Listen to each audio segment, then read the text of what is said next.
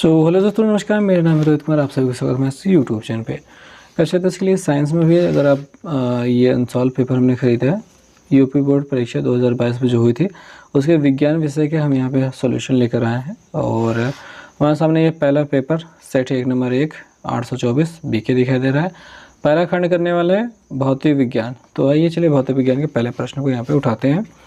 20 centimetre focus दूरी वाले उत्तल दर्पण के सामने 20 सेंटीमीटर की दूरी पर स्थित वस्तु का प्रतिबिंब कहाँ पे बनेगा। इस प्रश्न को सॉल्व करके ही हम बता सकते हैं, और कोई तरीका बहुत बेसिक से थोड़ा सा है नहीं। वैसे कर सकते हैं कि दर्पण के सामने ही बनता है और दर्पण के पीछे बनता है, सॉरी दर्पण के पीछे वाला बनता है। ये पहला वाला विकल्प सही हो सकता है, लेकिन इनमें से कोई नहीं भी दिया है, तो सॉल्व करके ही बता पाएंगे। तो चलो देखते हैं। 20 सेंटीमीटर फोकस दूरी वाली बात कर रहे हैं। देखिए उत्तल दर्पण है तो फोकस दूरी आपकी प्लस में रहने वाली है, ठीक है 20 सेंटीमीटर, और 20 सेंटीमीटर की दूरी पर रखा है तो यू का मान आपका 20 सेंटीमीटर होगा, लेकिन ये हमेशा माइनस में होता है, ठीक। ओके, तो यहाँ पे दर्पण का सूत्र प्रयोग कर लेते हैं। 1/f बराबर 1/v प्लस 1/u यही होता है, और यहाँ पे हमको बस रख देना है। हालांकि यहाँ पे डायरेक्ट 1/v बराबर सूत्र बनाते हैं 1/f माइनस 1/u, तो ऐसा भी आप ट्राई कर सकते हो, कोई दिक्कत की बात नहीं होने वाली है, ठीक है, कोई टेंशन नहीं लेने का। तो 1/v बराबर 1/f, f का मान जो 20 है वो रख देते हैं, माइनस 1/u, u का मान जो -20 है वो भी रख देते हैं, और ये 1/20 जो रहेगा माइनस माइनस यहाँ पे प्लस हो जाएगा, 1/20 हो जाएगा। 20 बराबर है तो जुड़ जाएगा, अब 20 ऊपर एक एक जोड़ करके 2 हो जाएगा, 2 से कट रहा है, ये काट देंगे तो 10 मिल जाएगा। ये 1/v बराबर 1/10 दिखाई दे रहा है, v बराबर कर देंगे अपना 10 आ जाएगा, 10 आ जाएगा। ये प्लस में आ गया, 10 प्लस में 10 सेंटीमीटर का, उसका मतलब क्या होता है, अगर अपना दर्पण कुछ इस प्रकार से बना है, ठीक है, उत्तल तो है ऐसे ही बनेगा। 10 सेंटीमीटर की दूरी पर 20 सेंटीमीटर की दूरी पर वस्तु रख रहे हो जो कि माइनस में है, और प्लस में मिलने का मतलब होता है इधर की ओर बनना, प्रतिबिंब होना, यह 10 सेंटीमीटर पीछे बनेगा, दर्पण के पीछे बनेगा। तो ये पहला वाला विकल्प अपना सही हो जाता है। ओके, बहुत बढ़िया। क्वेश्चन को कैसे लिखना है आपको पता ही है। प्रश्नोत्तर संख्या पहले खंड का डालना है, प्रश्नोत्तर संख्या 1 का डालना है, उसके बाद प्रश्न उतारने का मन है तो उतारो, नहीं उतारने का मन है बिना उतारे हुए सीधे सीधे विकल्प छाप सकते हो, आपकी मर्जी। पर मैं कहूँगा कि आप विकल्प पहले प्रश्न को उतारो, उसके बाद सही वाला विकल्प उसको लिखो, ये अच्छा इंप्रेशन बनता है, मुझे ऐसा लगता है। बाकी आपके टीचर जो भी आपको बताते हैं वही आप फॉलो करें, या फिर जो भी आपको अच्छा लगता है वो फॉलो करें। कोई बहुत टेंशन लेने की वाली बात नहीं है, कुछ भी फॉलो कर सकते हो, बस मिलना चाहिए नंबर अच्छे से, ठीक है। तो वही होना चाहिए, आप चाहे जैसे कर सकते हो। अब अगला वाला जो क्वेश्चन दिखाई दे रहा है वो ये है कि प्रिज्म से श्वेत प्रकाश की किरण गुजरने पर सबसे अधिकतम विचलन किसका होता है। तो भैया देखो, बैगनी रंग का जो है प्रकाश होता है उसका विचलन सबसे अधिक होता है, लाल रंग के प्रकाश का विचलन सबसे कम होता है। तो यहाँ पे सही जवाब हो जाएगा ये चौथा वाला बैगनी रंग, ठीक है। अगला वाला, विद्युत जनित में स्थानांतरण होता है। विद्युत जनित जो जनरेटर होता है वो क्या करता है, तो यांत्रिक ऊर्जा को विद्युत ऊर्जा में बदलता है। ये दूसरा वाला विकल्प सही रहेगा, ठीक है। विद्युत ऊर्जा को यांत्रिक ऊर्जा में बदलने वाला ये विद्युत मोटर होता है, ये जनरेटर है, तो यांत्रिक ऊर्जा को विद्युत ऊर्जा में बदलेगा, ये दूसरा वाला विकल्प अपना सही होगा, ठीक है। तो इस प्रश्न को ऐसे ही करना है, मतलब बस ऐसे छाप देना है, उसमें कुछ सॉल्व करना नहीं है। अगला वाला घा वाला क्वेश्चन आ जाता है। यहाँ पे देख रहे हैं 220 वोल्ट और 100 वाट वाले विद्युत बल्ब के तंतु का प्रतिरोध क्या होगा। तो भैया यहाँ पे देखो, इसका जो वोल्टेज दिया गया है वो 220 वोल्ट दिया गया है, और जो पावर दी गई है वो 100 वाट का बल्ब है। अब यहाँ पे प्रतिरोध आपसे पूछ रहा है, तो इन सब को लेकर के एक फार्मूला होता है। देखो यार, वो क्या होता है, P बराबर V² होता है, ये फार्मूला होता है। और अगर R का मान निकालना है तो V²/P करना होगा। V का मान कितना है, 220 है, उसकी घात 2 बटे ये P का मान जो है 100 हो जाएगा। और यहाँ पे ये जो है 220 वो 2 बार अगर लिखा जाएगा कुछ इस प्रकार से होगा, बटे 100 हो जाएगा। 2 0 ऐसे कट जाएंगे, 22 और 22 का गुणा कर देंगे, ठीक है। 22 दूनी 44 के 4 हासिल लगे 4, 22 दूनी 44 4 48, 484। तो 484 जो हो जाएगा ये अपना सही जवाब हो जाएगा। तो कोई 484 दिखाई दे रहा है, ये दूसरा वाला विकल्प दिखाई दे रहा है जो कि 484 बता रहा है ओम, तो ये अपना सही जवाब हो जाएगा। तो इस प्रकार से हमने इस प्रश्न को कर दिया है। अब आगे के जो प्रश्न है कि अवतल दर्पण के किन्हीं दो उपयोग का वर्णन कीजिए। बहुत शानदार सी चीज़ होती है इसमें। देखिए, अब भौतिक विज्ञान में आ चुके हो तो यहाँ पे ज़्यादातर चीज़ें लिखने उखने वाली होंगी। ऐसा कुछ नहीं होगा कि बहुत ज़्यादा हमेशा सवाल ही लगानी हो। तो इसका उपयोग ज़्यादा कुछ ख़ास बड़ी बात तो नहीं है। तो एक तो पहले तो ये लिख सकते हो दंत चिकित्सक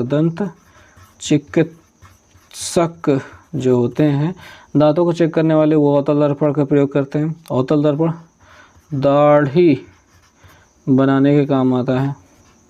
जब दाढ़ी बना रहे होते हो तो उस समय अवतल दर्पण को देखा ज़्यादा अवतल दर्पण का प्रयोग होता है। और अवतल दर्पण कहाँ होता है? सोलर कुकर में, सोलर कुकर या ठीक है कुकर ही कह सकते हो। इन चीज़ों में अवतल दर्पण का प्रयोग हो जाता है। तो दो ठे बताना था, 3 ठे मैंने बता दिया, बाकी आपकी मर्जी है, जैसा भी निपटना चाहो निपट लो। दीर्घ दृष्टि दोष क्या है? जब आँखों से दूर की चीज़ साफ दिखाई दे पर नज़दीक की चीज़ साफ ना दिखाई दे, इस प्रकार के दोष को दीर्घ दृष्टि दोष या दूर दृष्टि दोष कहते हैं। ठीक है, दूर दृष्टि दोष। इसमें क्या होता है कि जो गोलक होता है वो या तो बड़ा या तो छोटा हो जाता है या फिर इसकी फोकस दूरी बढ़ जाती है, जिसकी वजह से जो प्रतिबिंब है रेटिना पे न बनकर रेटिना से पीछे, रेटिना से दूर बनने लगता है। इसी को दूर दृष्टि दोष कहते हैं। और इसमें क्या होता है, नज़दीक की चीज़ें नहीं दिखाई देती हैं, दूर की चीज़ें साफ दिखाई देती हैं। और इसके निवारण के लिए निवारण कैसे करते हैं? तो ये दूर दृष्टि दोष को निवारण करने के लिए आप क्या करोगे? एक उत्तल लेंस का प्रयोग करोगे, जो इसको एकत्रित करके पहले ही चित्र बना देगा। यानी आप यहाँ पे उत्तल लेंस का प्रयोग करोगे। तो इस प्रश्न में आपको क्या करना है? दूर दृष्टि दोष के पहले हेडिंग डालना है, कहना है कि ऐसा दृष्टि दोष जिसमें निकट की वस्तुएं, दूर दृष्टि दोष, दीर्घ दृष्टि दोष है, निकट की वस्तुएं साफ ना दिखाई दे परंतु दूर की वस्तुएं साफ दिखाई दे, इस प्रकार के दृष्टि दोष को दीर्घ दृष्टि दोष कहते हैं। इसके निवारण के लिए हम उत्तल लेंस का प्रयोग करते हैं, उत्तल लेंस के चश्मे का प्रयोग करते हैं, ऐसा हम कह देंगे। तो बस इतना सा लिखना होगा। जो मैंने आपको बताया है वो आपको लिख करके रखना होगा और आपको उत्तर मिल जाएगा। अगला वाला, उत्तल दर्पण द्वारा आवर्धित प्रतिबिंब के बनने की क्रिया का आरेख दर्शाइए।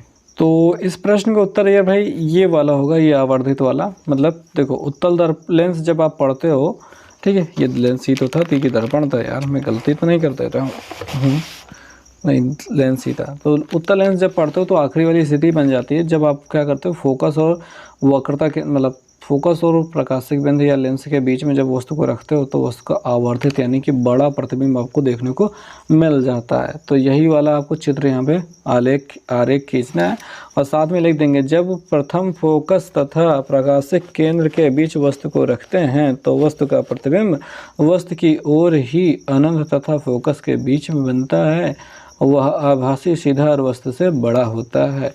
तो ये वाली स्थिति हो जाएगी भैया। इस वाली स्थिति को मैं एक बार कापी कलम से मैं अपने हाथों से, शुभ हाथों से बनाने का प्रयास कर लेता हूँ। ठीक है भैया, तो शुभ हाथों से बनाते हैं। एक सीधी लाइन हो गई, ये उत्तल लेंस हो गया, यहाँ पे इसका फोकस हो गया, यहाँ पे वस्तु को रख दिया। तो वस्तु के रखने के बाद इससे प्रकाश की किरणें गुजारी जाएंगी। एक पहले प्रकाश की किरण यहाँ से गुजरते हैं, जो कि भैया क्या हो गया, फोकस से होकर के जाती है। यहाँ पे F2 है, यहाँ पे F1 है, वो F2 से होकर के जाती है, जो कि लगेगा कि पीछे, देखो इसको पीछे बढ़ाना ही पड़ेगा। ठीक ठीक ठीक ठीक ठीक ठीक ठीक ठीक, थोड़ा सा प्रयास कर लिया है पीछे बढ़ाने का। और एक जो प्रकाश की किरण अगर आप वक्रता केंद्र से डालोगे तो ऐसा सीधे निकल जाएगी, इन दोनों के बीच में कभी मेल नहीं हो पाएगा। तो इनका मेल हो पाता है पीछे की ओर ही बढ़ाने के ऊपर।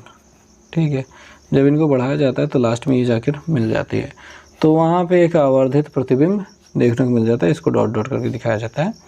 तो यहाँ पे ये AB है, यहाँ पे A', B' आप कह सकते हो, F1 F2 यहाँ पे हो गया, यहाँ पे अपना प्रकाशिक केंद्र C होता है और इसमें ज़्यादा कुछ डिटेल देने की आवश्यकता नहीं है।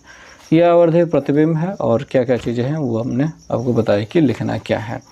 तो इस प्रकार से यहाँ पे ये प्रश्न समाप्त होता है। आगे के जो प्रश्न है वो देखा जाए।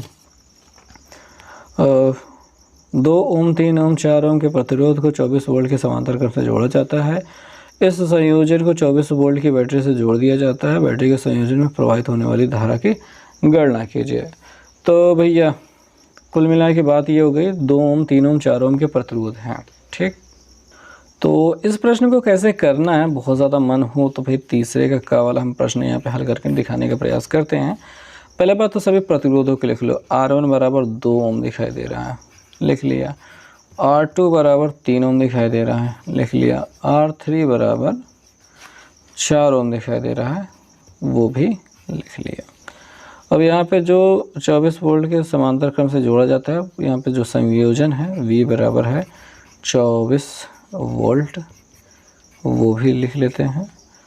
और इसमें प्रवाहित होने वाली धारा I का मान याद करना है। तो I का मान याद करने के लिए हमें यहाँ पे देखो V बराबर होता है IR। V का मान पता है, बस R का मान पता चल जाए तो I का मान फट से हम निकाल लेंगे।